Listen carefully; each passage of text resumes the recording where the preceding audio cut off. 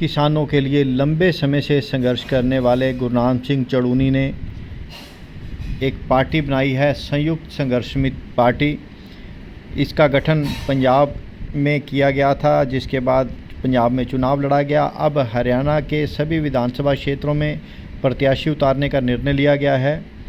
किसानों को चुनाव क्यों लड़ना पड़ रहा है, क्या है समस्याएं किसानों की, किस तरह से वादे किए जाएंगे, क्या रहेगी आगे की रणनीति, यह सब जानने के लिए सुनते हैं गुरनाम सिंह चड़ूनी की जुबानी।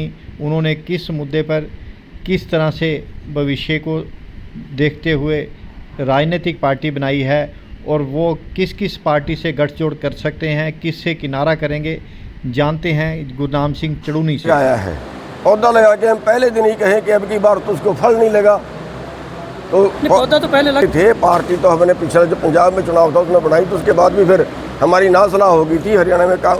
अभी हमने तो एक हफ्ते से प्रचार शुरू किया, है और ये भी फैसला अब लिया है कि पूरे हरियाणा में चुनाव लड़ेंगे और उसके लिए हम हर ज़िले में मीटिंग कर रहे हैं, हर ज़िले में प्रेस कॉन्फ्रेंस कर रहे हैं।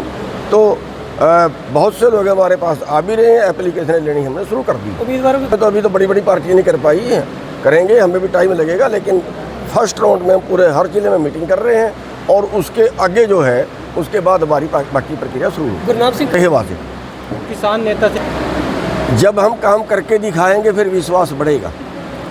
क्यों, आज तक जितने राजनेता सत्ता में गए हैं वो गए जाने के बाद लोगों को भूल गए, उनके तो मलाई याद रहेगी। लेकिन हम तो प्रैक्टिकल दे रहे हैं कि पिछले 32 साल से लड़ रहे हैं और जो पहले प्रैक्टिकल दे चुका हो, हमारे साथ के बहुत से बाकी लोग भी हैं जो जिन्होंने घर भी भरे हैं, हमने तो अपनी ज़मीनें बेची हैं।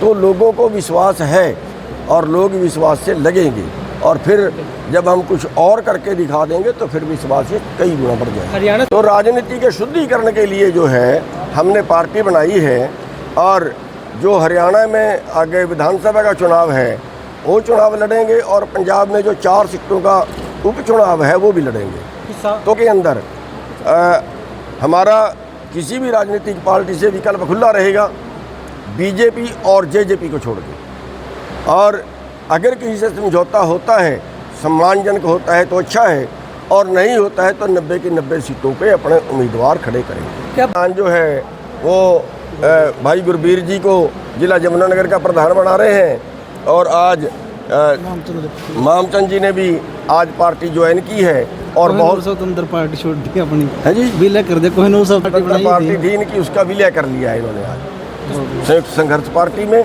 इनको बहुत बहुत बधाई है, गुरबीर जी को बधाई है और आप सभी पत्रकारों का धन्यवाद। संजू को देखेंगे अगर संजू से ही बढ़िया आदमी हमें मिल गया तो फिर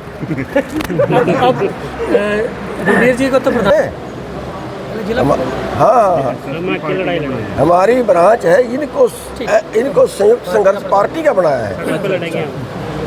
तो कुछ नहीं कहेंगे, ये तो राजनीतिक मुद्दे हैं और मतलब देश को तोड़ने मरोड़ने के लिए ये कुछ करते हैं, ये कोई मैटर नहीं होते देश के लिए, तो इन पे हम ज़्यादा बोलना नहीं चाहेंगे। देखिए, लड़ना तो हमारी किस्मत में है और जो सड़कों की लड़ाई लड़ रहे थे पिछले 32 साल से बड़ी अंतरात्मा से लड़ रहे हैं और मेरे से पहले भी बहुत से लोग हैं जो पहले से भी लड़ रहे हैं, लेकिन सड़क की लड़ाई से हम जो हल करवाना चाहिए था वो हो नहीं पाया। गरीब और गरीब हो रहा है, अमीर और अमीर हो रहा है और हम सड़क से एक कानून को कहीं ढील दबाते हैं या उसको रोकते हैं तो तब तक 2 कानून और हमारे लिए तैयार हो जाते हैं। तो सड़क की लड़ाई जो है वो आर्जी तौर पे तो काम करती है, जब वोट का टाइम नहीं है तब सड़क की लड़ाई काम करती है। अब भी हम सड़क की लड़ाई जारी रखेंगे, सड़क की लड़ाई को बंद करने वाले नहीं हैं। बहुत से लोगों को ये वहम होगा कि शायद सड़क की लड़ाई बंद करेंगे, सड़क की लड़ाई बंद नहीं करेंगे, चालू रहेगी, लेकिन उसके साथ साथ वोट के मालिक हैं हम और देश की आज़ादी में हमें वोट का अधिकार मिला है और वोट के अधिकार का मतलब है कि आप अपनी मर्जी का नुमाइंदा चुनें।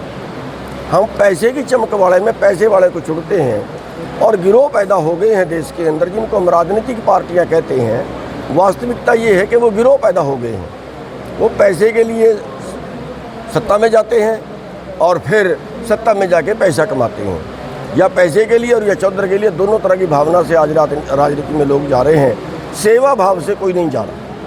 90 विधान पैसा है लेकिन सारा कारपोरेट पर लुटा दिया गया। 15 लाख करोड़ को पिछले 10 सालों में उनका माफ कर दिया।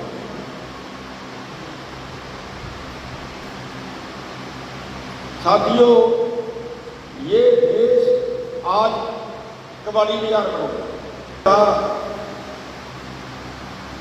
शिक्षा है, शिक्षा का व्यापारीकरण कर दिया, यहाँ पे स्वास्थ्य का व्यापारीकरण कर दिया, यहाँ पे आपकी रोटी का भी व्यापारीकरण कर चले। 750 किसानों की शहीदियाँ देके आपने बड़ी मुश्किल से अपनी रोटी बचाई है और अभी बची नहीं है। अभी फिर पिछले महीने चिट्ठी आ गई कि जितनी हरियाणा में करीब 3-4 लाख एकड़ के करीब है जो किसानों के हिस्से से बिकी थी, वो बाजार में उतारने की क्या है, यानी उसको कंपनियों को लीज देंगे। जब आपकी खेती में कंपनियां आ जाएंगी तो बड़ी मछली छोटी मछली को खाएगी और आपकी खेती जो है वो 10 सालों में बंद आ जाएगी। अभी बड़े प्रश्न बन रहे हैं